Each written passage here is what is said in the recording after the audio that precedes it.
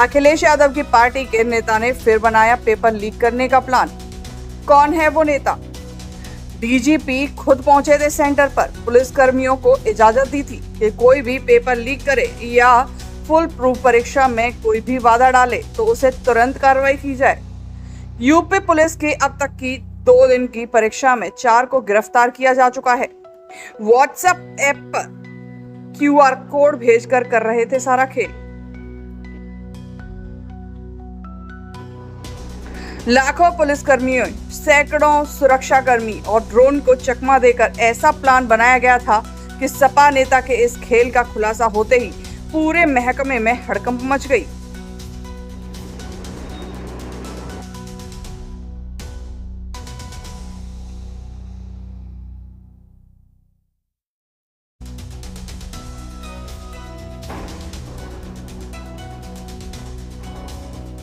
हैरानी की बात तो यह है कि इस बार भी साजिश में सपा नेता ही निकला। अयोध्या के बोइंग और कन्नौज के नवाब की तरह समाजवादी पार्टी का एक और नेता समाज का दुश्मन निकला। पेपर लीक का सारा खेल रचने वाला इस सपा नेता का नाम याशर शाह है। पेपर लीक का खुलासा होते ही याशर शाह पर सब बड़ी बड़ी धाराएं लगाई गईं, जिनके अनुसार 1 करोड़ रुपए तक का जुर्माना हो सकता है।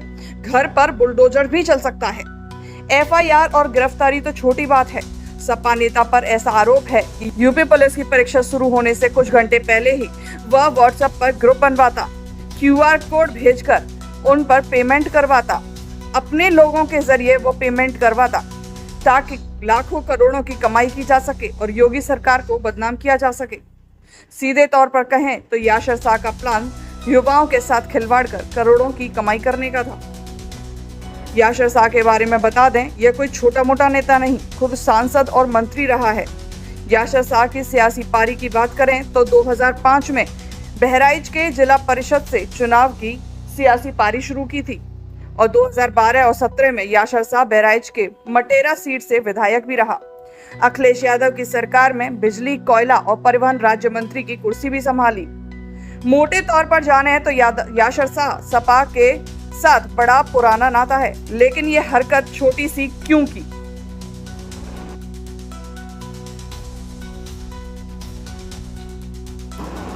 याशर शाह की तरह ही लखनऊ में अनिरुद्ध मुंडवाल नाम का एक युवक पकड़ा गया, जो कि पेपर लीक की साजिश कर रहा था। पकड़ा गया युवक टेलीग्राफ ऐप के जरिए ठगी की कोशिश कर रहा था। हैरानी की बात तो यह है कि योगी सरकार की इतनी शक्ति के बाद भी जालसाजों ने इस खेल में कई पुलिसकर्मियों को शामिल किया हुआ है। जिस साजिशकर्ता को यूपी एसटीएफ की टीम ने गोरखपुर से पकड़ा, वह सीएम सिटी गोरखपुर में छुपकर प्लान बना रही थी। बकायदा उसके घर पर पेपर लीक करने की सारी डील चल रही थी।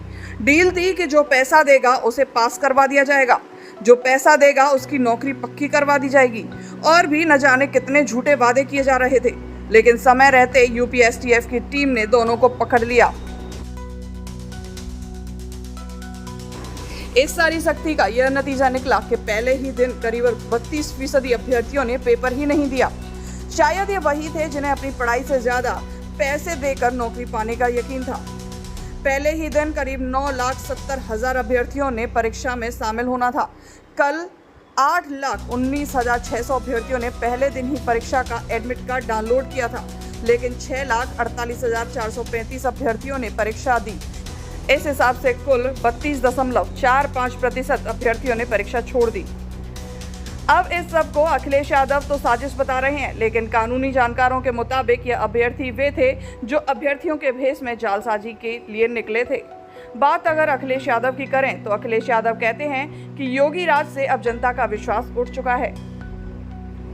अभ्यर्थियों की परीक्षा छूटने का या छोड़ने का जो भी कारण रहा हो, लेकिन इस बार सख्ती इतनी थी कि हो सकता है नकल माफियाओं के पसीने छूट गए हों। सारी सुरक्षा कर्मियों की इस सारी चेतावनी के बाद भी सपा नेता पर इस तरह कारनामे के आरोप लग रहे हैं। आगे देखना है कि क्या कार्रवाई की जाती है, लेकिन यह तो तय है कि पुलिस भर्ती की इस परीक्षा को संपन्न कराने के बाद सरकार उन लोगों की तलाश पर जुट जाएगी जो इस तरह के गिरोह में शामिल थे और युवाओं के भविष्य से खिलवाड़ कर रहे थे।